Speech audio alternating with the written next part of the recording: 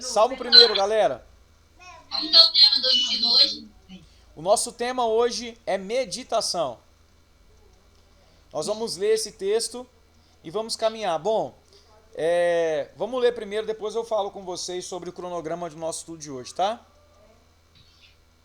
Diz assim: Bem-aventurado o homem que não anda no conselho dos ímpios, não se detém no caminho dos pecadores, nem se assenta na roda dos escarnecedores. A gente vai só até o versículo 2.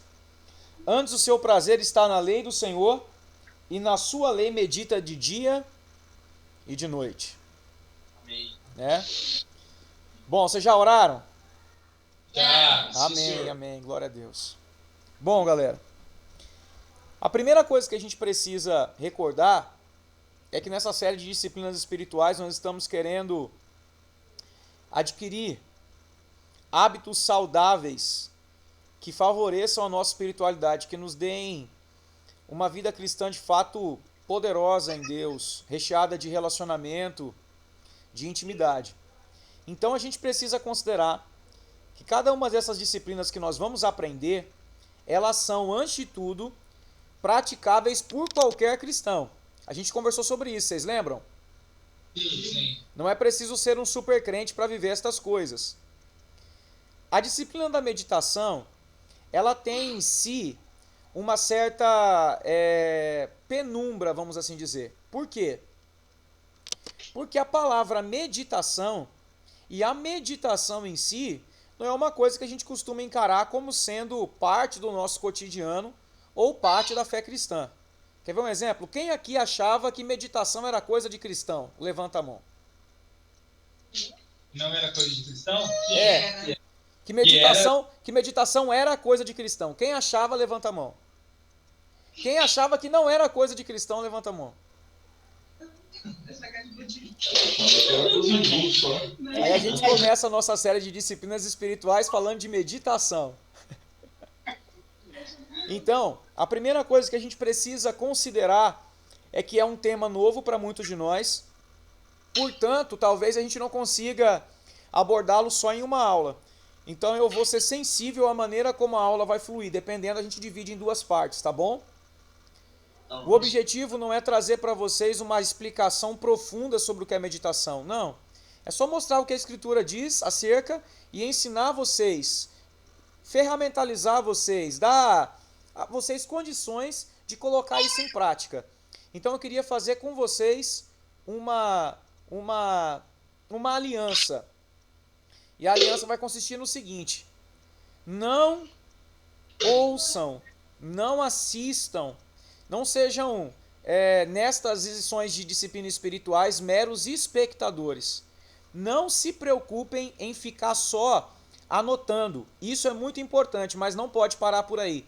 O compromisso de vocês comigo, com vocês mesmos e com Deus, deve ser o de praticar estas disciplinas. Ou seja, o que vocês vão aprender é para ajudar vocês a viverem isso no cotidiano. Amém? Amém. Então, ainda que seja difícil, ainda ou melhor, difícil não é, ainda que pareça difícil, nós vamos desmistificar isso para tornar isso prático para vocês. Amém? Amém. Então vamos lá. A primeira coisa que a gente precisa considerar: nós vivemos em um mundo acelerado, sim ou não?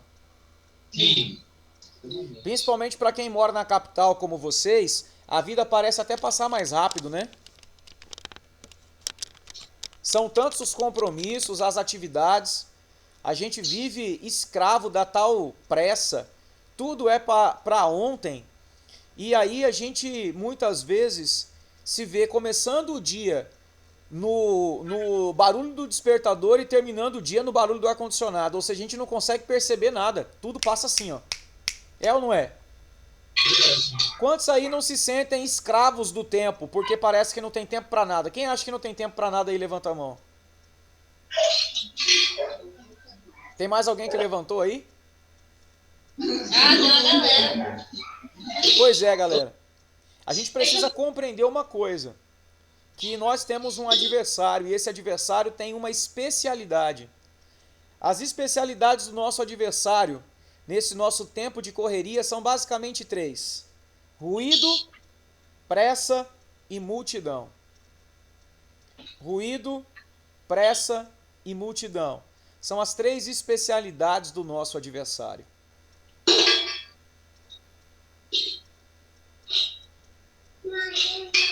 Ruído, pressa e multidão. O ruído tem como finalidade prejudicar a comunicação. A pressa tem como finalidade evitar a atenção. E a multidão tem como finalidade evitar a intimidade. Olha as três especialidades dele: ruído, pressa e multidão. O ruído, para evitar a comunicação eficaz. A pressa, para evitar a atenção. E a multidão, para evitar a intimidade.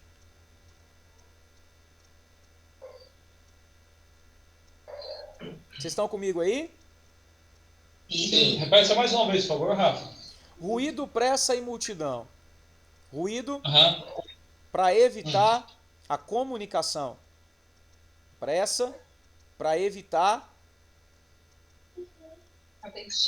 Atenção. Aê! Isso foi um teste, tá? Pressa, para evitar a atenção. Vocês estão prestando atenção. E a multidão, para evitar o quê, galera? A intimidade. Vocês conseguem enxergar isso? Quando nós somos multidão, a gente não tem relacionamento, então não dá para ter intimidade. Em meio à pressa, a gente não consegue estar atento aos detalhes. Tudo passa despercebido. Em meio aos ruídos, o que se fala não se entende. Entendem isso? Então, olha, Carl Jung, que é um cristão relevante do nosso tempo, ele costumava dizer que a pressa, ela não é do diabo. A pressa é o próprio diabo.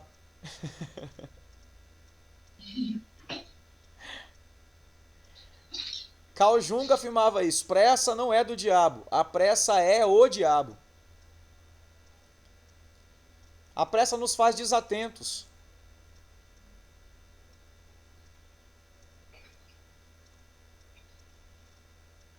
Então, em meio a um mundo de tantas desatenções, de tanta pressa, de tanto ruído e de tanta multidão, meditação vem para nos reposicionar no lugar da relação com Deus. Glória a Deus. Por isso ela é a primeira das disciplinas. A gente está construindo uma casa e estabelecendo cada coisa para que um conjunto se forme e a nossa espiritualidade seja saudável. Então vamos lá. Vamos definir o que é meditação.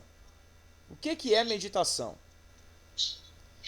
De um jeito muito simples, meditação é a capacidade de ouvir a voz de Deus e obedecer o que ele diz. Meditação é a capacidade de ouvir a voz de Deus e obedecer o que ele diz. E o que ele diz é a sua palavra, não é mesmo? Não é, galera? O que Deus diz não é a palavra dele? Exatamente. Beleza, então meditação é ouvir a voz de Deus e obedecer o que ele diz, obedecer a palavra. Só que aí, de repente, você, como no início da lição falou para mim, vocês me disseram, né, que meditação era uma coisa nova e não parecia tão cristã. E aí a gente se pergunta, poxa, mas eu sempre pensei que meditação não era uma coisa cristã. Que meditação é coisa de religião oriental.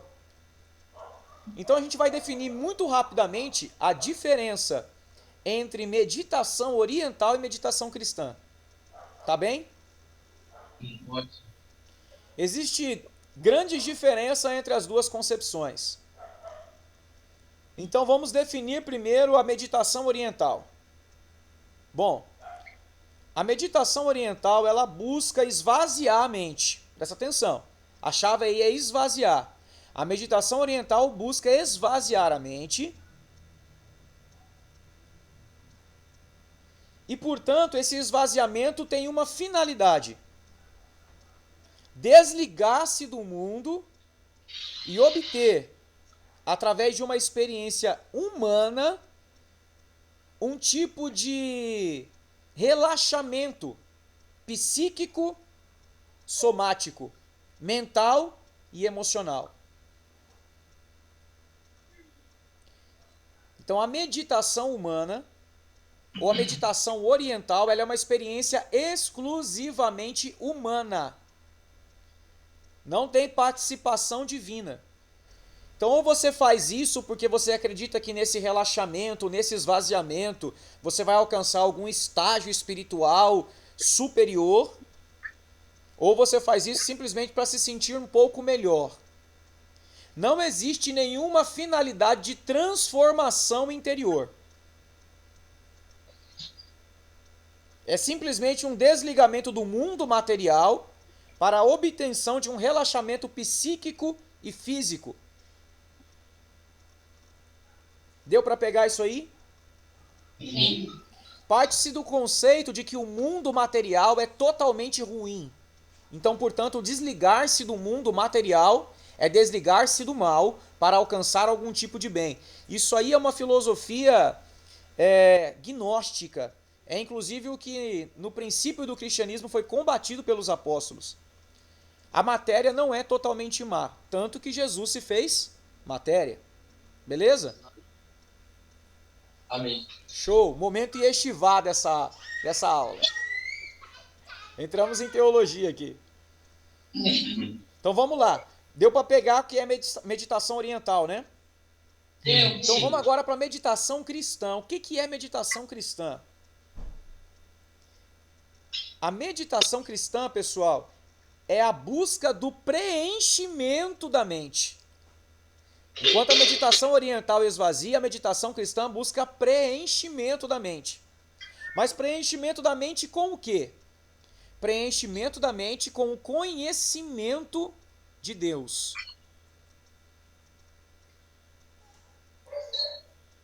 Mas ó, presta atenção, que conhecimento de Deus aqui não é informação. Conhecimento de Deus aqui é relação. Então, a meditação cristã busca preencher a mente através de uma experiência espiritual.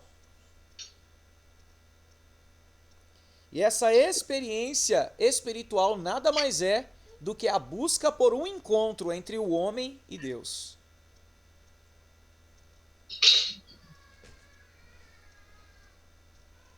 Minha aluna do lado de cá me ajuda se está sendo ou não claro, tá bom?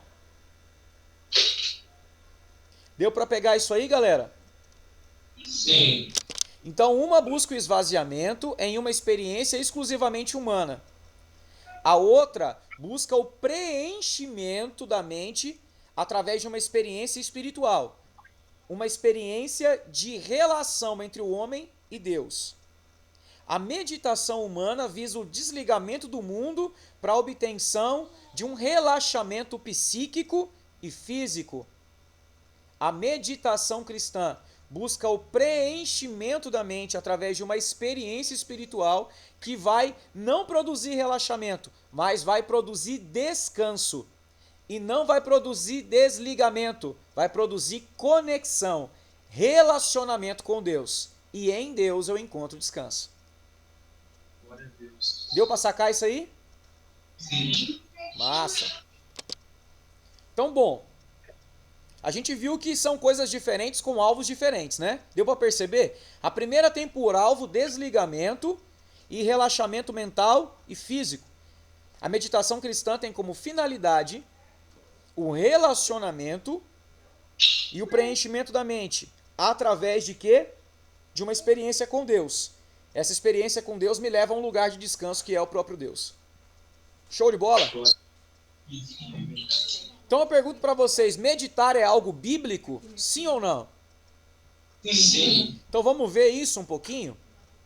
Vamos lá? A Bíblia possui basicamente duas palavras para meditação. E estas palavras em conjunto... Não, obrigado, papaizinho. Estas palavras... Papai tá. Ela oferece as coisas, quando você fala não, ela pergunta, tá de jejum?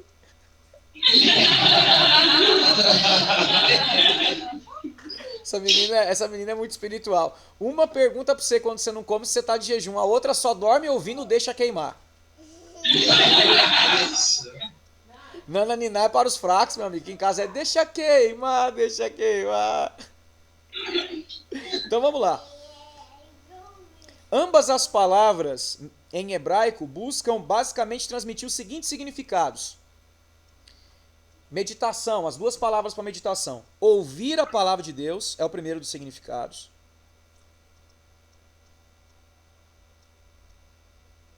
Refletir nos feitos de Deus. Olha que legal. Ouvir a palavra de Deus. Refletir nos feitos de Deus. Relembrar os atos divinos. Ouvir a palavra. Refletir nos feitos. Relembrar os atos divinos. Ponderar sobre os mandamentos. Basicamente, estes são os significados principais das duas palavras hebraicas para meditação. Ouvir as palavras de Deus, refletir nos feitos de Deus, relembrar os atos de Deus e ponderar sobre os seus mandamentos, seus princípios, ponderar sobre suas leis. E o que há em comum entre todas essas aplicações da palavra meditação em hebraico? Olha o que há em comum. Em todos estes casos, a transformação é o resultado do encontro com Deus. Eu ouço a Deus, sou transformado.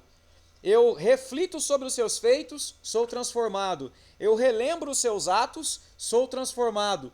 Eu penso na sua lei, sou transformado. Então, em todos estes casos, o objetivo é a transformação. Em todos estes casos, a ênfase está na transformação. Então, a relação produzindo transformação. Essa é a chave da meditação, tá? Massa? Massa. Beleza. Há na Bíblia exemplos de pessoas meditando? A gente viu aqui o exemplo do Salmo 1, na meditação na lei do Senhor. Eu quero só que vocês anotem, vocês podem ler depois, alguns exemplos, tá? O primeiro deles é Isaac. Gênesis 24, 63.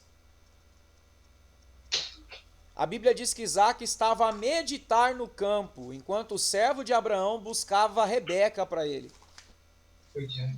Gênesis 24, 63. Só anotar para ler depois. Cuidado, filha. Tá fazendo bagunça. Gênesis 24, 63. Outro exemplo. O exemplo de Elias e a experiência que ele tem com Deus em meio o murmúrio de uma brisa suave. Deus ensina ele a ouvir a sua voz.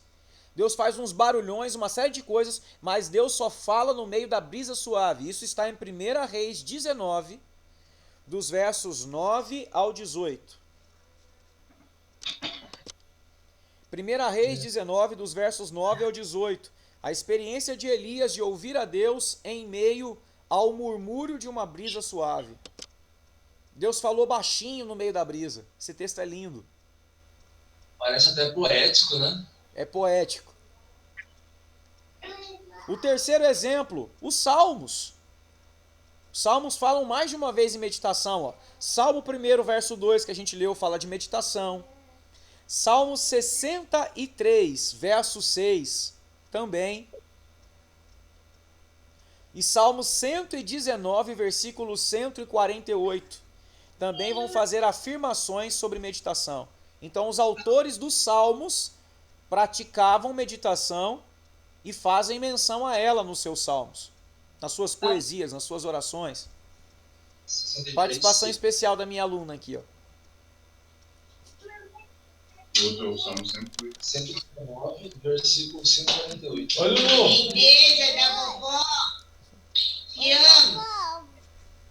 Oi, amor. Tá estudando a Bíblia, né, filha? Oi, vovó.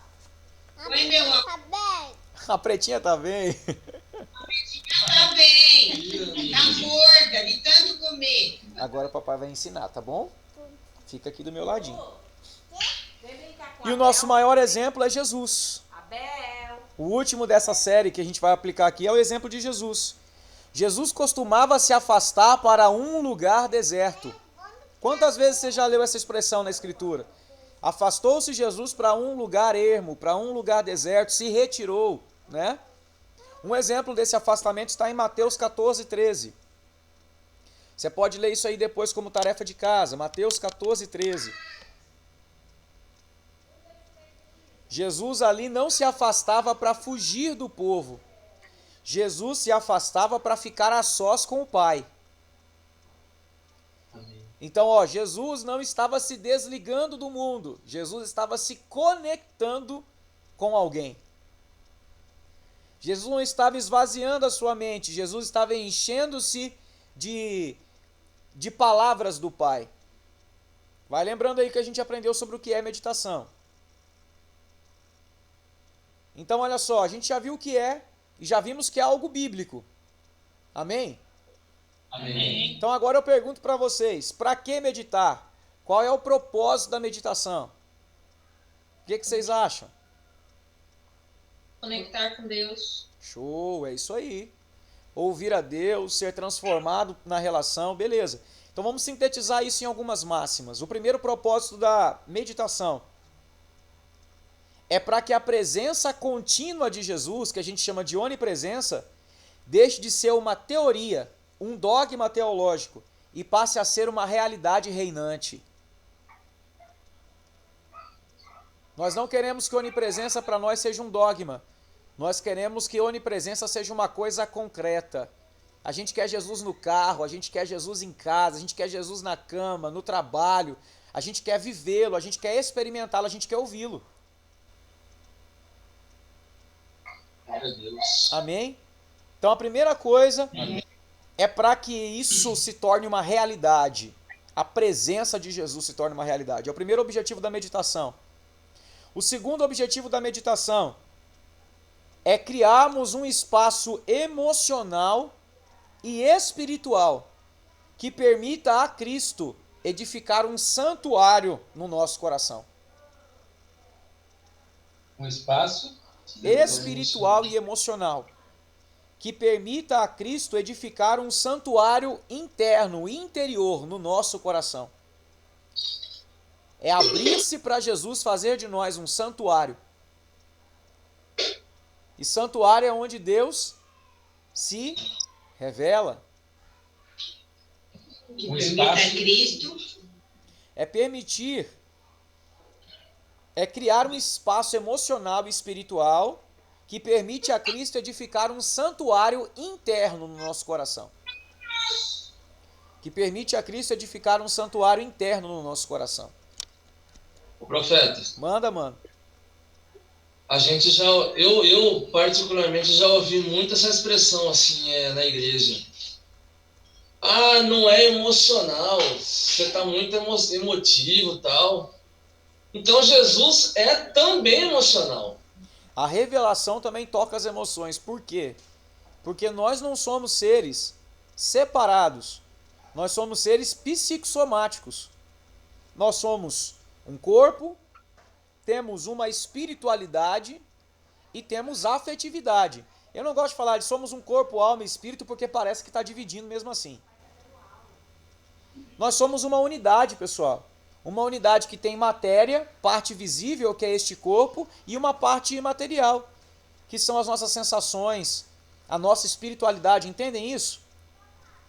Então não dá para separar.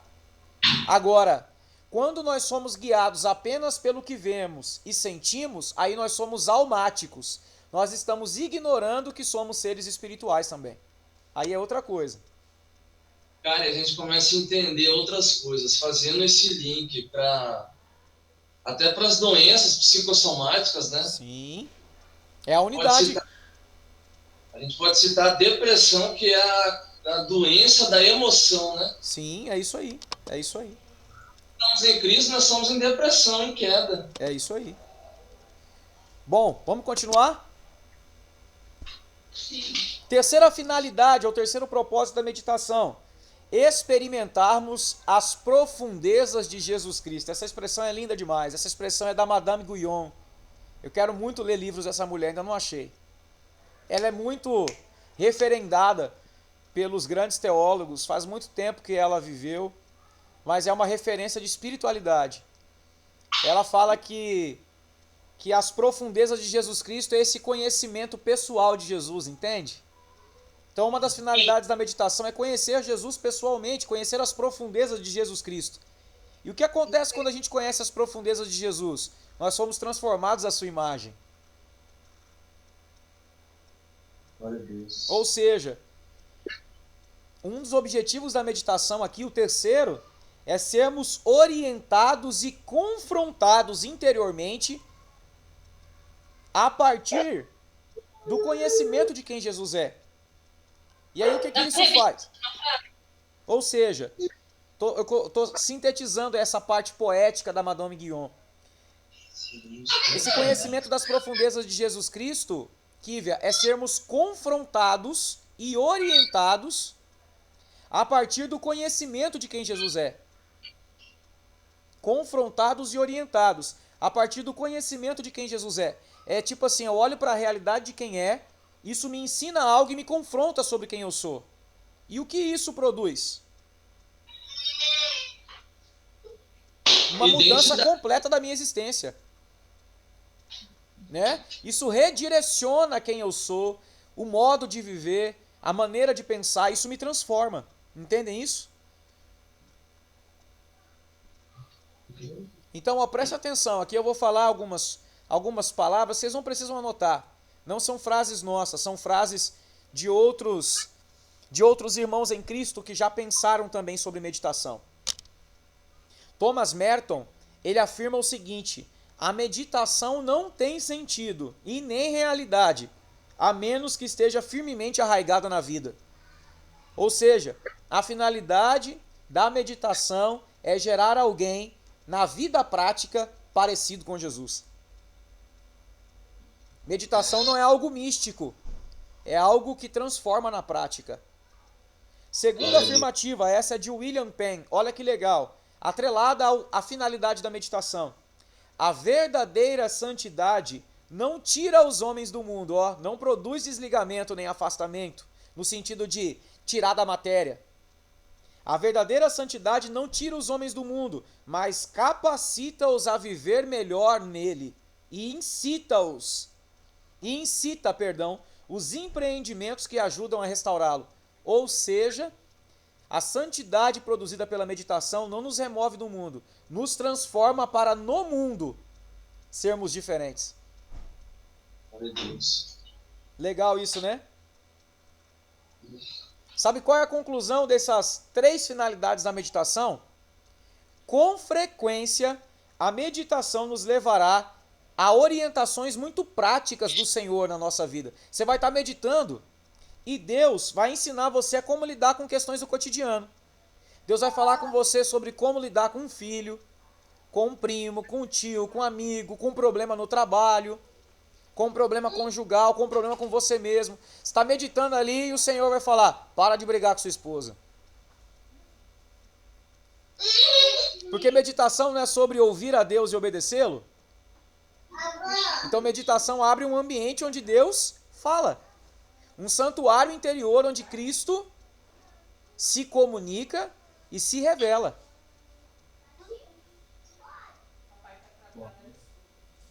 Então vamos lá. Vamos entender quais são os pré-requisitos para a meditação. Como é que vocês estão? Vocês estão comigo? Amém. Amém? Amém. Só foi meia hora, então dá pra gente andar mais um pouquinho. Pré-requisitos para meditação. Primeiro pré-requisito. Isso aqui é muito legal. Agora a gente começa a entender na prática o que é, como meditar. 2 pré-requisitos para meditação. Primeiro pré-requisito: desejar a voz viva de Deus. Deus é vivo, é real, Ele fala e eu preciso querer ouvi-lo. Deixa eu tomar um tereré aqui que bico seco não vira. Como eu estou sozinho, eu tenho que servir, cobrar escanteio e correr para cabecear.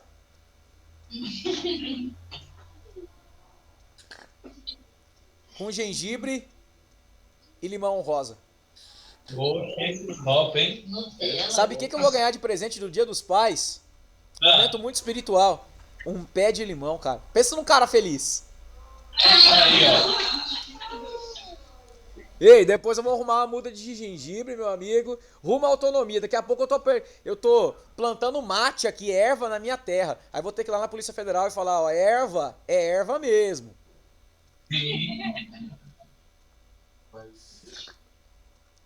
Que isso, hein? Daqui uns dias, mate 100% artesanal. Jesus, aleluia.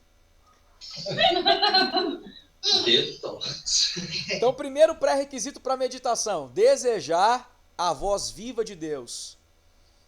Bom, pessoal, isso aqui é importante a gente conceituar uma questão que pode, de repente, causar um incômodo. Por exemplo, Rafa, cara, eu não tenho sede, eu não tenho fome da voz de Deus. Isso significa alguma coisa? Bom, ou uma coisa ou outra. Ou significa que você ainda não teve a experiência do novo nascimento, ou, tendo a experiência do novo nascimento, significa que você precisa buscar essa fome e essa sede. Por quê? Porque o desejo de ouvir a voz de Deus, pessoal, é algo intrínseco na graça que nos foi dada. Quer ver? Para você entender melhor, abre comigo em Filipenses capítulo 2, versículo 12 e 13. Filipenses 2, versículo 12 e 13. Nós vamos ler aqui esse texto e entender a correlação entre a graça que nos foi dada e o desejo de ouvir a Deus, o desejo de nos relacionarmos com Ele. Filipenses 2, versos 12 e 13. Qual que é o tema do capítulo de vocês aí? Alguém tem um tema aí nessa parte do texto? Brilhando como estrelas. Brilhando como estrelas. Alguém aí por acaso tem o desenvolvimento da salvação? Não. Ninguém? 2, 12, 13. O da menina é o da Luíde, que é o da salvação. Desenvolvimento da salvação. Então, Meu também. esses temas, eles não são de grande relevância. Ô, profeta, Oi? quando tira aparece uma mensagem aqui no nosso monitor, Tá. aí o Emílio tá dando Tá bom. reparo aqui. Por favor. A bateria tá cheia também. A bateria? No antivírus, tá pedindo para iniciar a atualização. Beleza, arrumou, graças a Deus. Então, ó, a mensagem não é tão importante porque ela pode ser alterada. E isso aí é, digamos assim, uma ferramenta da sociedade bíblica. Mas o texto se explica. Verso 12. Assim, pois, amados meus, como sempre obedecestes, não só na minha presença, porém muito mais agora, na minha ausência, desenvolvei a vossa salvação com temor e tremor. Verso 13. Porque Deus é quem efetua em vós tanto o querer como o realizar segundo a sua boa vontade. Amém. Então olha que top. O desenvolvimento da salvação é algo feito na força humana? Não. Existe uma ação divina de produzir em nós o querer e o efetuar. Vocês entendem isso? Então, na graça que nós recebemos está embutida a ação do Espírito de nos empurrar para o propósito, de nos impelir ao desejo de conhecer a Deus. Quantos entendem isso? Faz assim, amém? Amém. Então, de duas uma, se eu não tenho o desejo, ou eu preciso ter a experiência de nascer de novo, ou eu preciso buscar o desejo que está disponível para mim. Então, olha só, galera. O primeiro pré-requisito para a meditação não é uma coisa que você obtém na força. É preciso orar para ter o desejo de ouvir a voz viva de Deus. Não dá para pensar em meditação desassociada dessa busca. Porque se for meditação uma coisa humana, a gente cai lá na meditação oriental. É ou não é? É. Então, meditação é algo que o Espírito vai nos ajudar a realizar através desse desejo que ele põe em nós.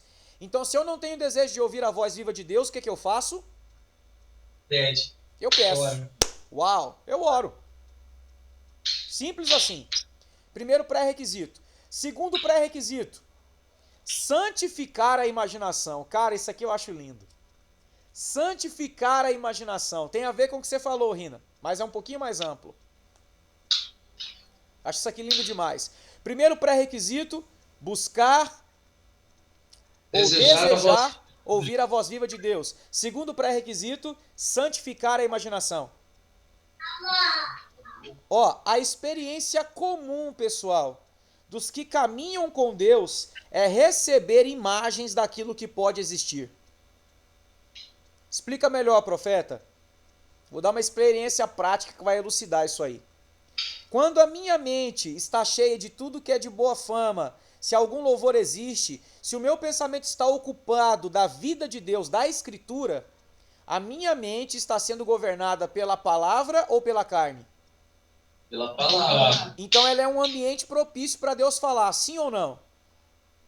Sim. Da mesma forma que a minha emoção é santificada pela palavra, a minha imaginação também. Vocês entendem isso? Sim. Então, beleza. Olha só a experiência que eu vou citar para vocês aqui. Vocês estão orando por alguém e, de repente, na mente de vocês vem uma imagem. Quer ver um exemplo? Eu estou orando pelo Marcel. Deus abençoa o Marcel em o nome de Jesus. De repente vem uma imagem do Marcel na casa dele com o pai dele enfermo. Eu falo, Senhor, abençoa o pai do Marcel que está enfermo. Quando eu termino a oração, o Marcel fala, como é que você sabia que meu pai estava enfermo? Eu não te falei? Quantos já viveram isso? Quantos já passaram por uma experiência assim? Sabe o que é isso? É Deus comunicando algo através de uma imagem na sua mente. Isso se chama imaginação. Quando Deus coloca alguém, por exemplo, na mente pra gente orar. Isso mesmo. Que é essa experiência de ativo. Colocou na mente, mas eu não vi uma imagem. Eu tive, tipo assim, impelido a orar por ela, mas eu não vi nada, entendeu? Sim, mas veja bem, descreva para mim como foi essa pessoa chegando na sua mente. Como é que você discerniu que você tinha que orar pela essa pessoa? No caso foi o seguinte, Rafa, a gente estava em Sinop, eu morava em Sinop, estava num relógio de oração, e tipo assim, Deus me colocou em específico para me orar por dois adolescentes que estavam em casa e orar por eles somente, pela segurança deles. Aí eu comentando com o pai deles outro dia de manhã o que aconteceu, eu fiquei sabendo no outro dia que foi o seguinte, os pais tinham viajado, eles estavam sozinhos em casa e um adolescente foi entrar na casa deles. Não, sim, mas bem objetivo. Quando você foi orar por eles, alguém falou o nome deles ou você só lembrou deles? Só lembrei deles. Eles estavam... Você tinha visto alguma foto deles durante o dia? Não. Você tinha conversado com eles? Não. Você tinha falado com o pai deles? Não. Quem foi que fez você lembrar deles? Foi Deus. Foi Foi bem no momento que o ladrão até estava rodeando a casa. Olha que show. É bem isso mesmo. Vai lá, Rina. Eu já contei, eu acho que eu já contei isso aqui também. Uma vez eu tinha recém-convertido, na minha imaginação veio um amigo meu apanhando. Sim. E eu orei como se ele estivesse apanhando, entendeu? Para Deus livrar ele e tal, daquelas pessoas. Aí depois, uns 4, 5 dias, ele falou, cara, escapei de uma, quase que me pegaram. Então assim, eu imaginei ele apanhando, mas ele não chegou a apanhar. Agora é a parte gostosa do estudo. Você está tendo uma experiência com a imaginação remida sem saber que era isso. Eu tive uma outra também, no carnaval desse ano, cara. Como tem o Val, Sim. Val dos Montes, Sim. eu imaginei dando um tênis pra ele. E depois de uns 2 dias, ele veio falar comigo no WhatsApp. E aí, mano, você tá bem? Eu falei, cara, eu lembrei esses dias, você tá precisando de tênis? Ele falou, cara, eu tô precisando de tênis pra ir fazer o evangelismo. Ai, ó, que legal. Minha mãe, eu posso testificar dela, porque eu só testifico do que eu vejo, do que eu conheço. Minha mãe é uma mulher de oração. Muitas vezes eu a vi, ou eu a ouvi no quarto, ou eu ouvi no quarto orando umas coisas, de repente a oração dela descambou para um outro rumo. Pergunto, mãe, a senhora já recebeu dentro de você informações de pessoas que não estavam no seu dia a dia, tipo, orar por fulano?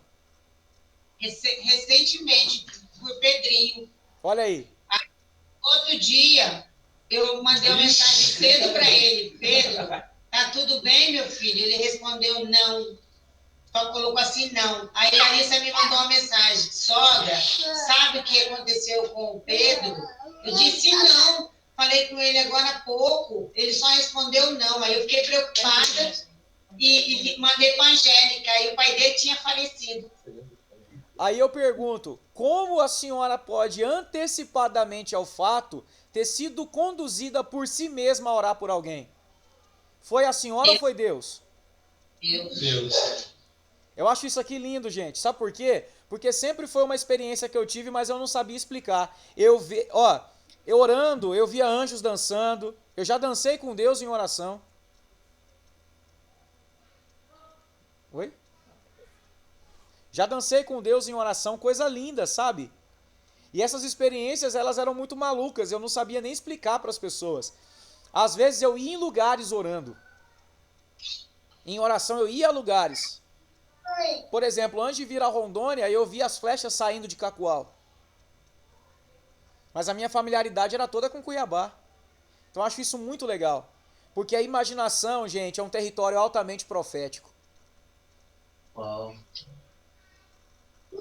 Deus pode fazer as coisas que não existem aparecer primeiro aqui, ó, antes de elas se tornarem realidade. É como se ele desse um lapso do futuro na sua mente. Vrá! Você capta aquilo e se movimenta profeticamente. Eu acho isso lindo. Profeta, então também já tive, porque, mas eu não é momento de oração, mas por exemplo, geralmente, quase que todos os cultos aconteciam, eu via quem ia se converter, mas como um déjà vu, literalmente, a pessoa levantando, aí eu via e de repente acontecia. Você viu que legal? Você começou a detectar. Isso são os pré-requisitos para a meditação. O desejo de ouvir a voz viva de Deus e o segundo, a imaginação santificada. Então esse é o ambiente em que a meditação se torna praticável, vamos assim entender. Beleza? Bom, deixa eu ver quanto tempo foi, galera. Que eu já recebi um aviso aqui do time e eu não quero extrapolar na hora. Nós falamos 43 minutos. Eu vou mais alguns minutos com vocês, não vai dar para terminar e eu não quero atropelar os pontos. Mas a gente vai entrar agora em como meditar. E aí a gente encerra na próxima aula. Ou melhor, vamos encerrar na próxima. Como meditar e as formas de meditação vão ficar para a próxima aula, para não ficar tão pesado. Pode ser? Amém. Como meditar e as formas de meditação vão ficar para a próxima aula. Vai ser bem gostoso. Na próxima aula nós vamos ter uma orientação prática de como e as formas disso. Então a próxima aula é como meditar, as formas de meditação e por fim uma pergunta. Por que não meditar? Alguma pergunta, galera?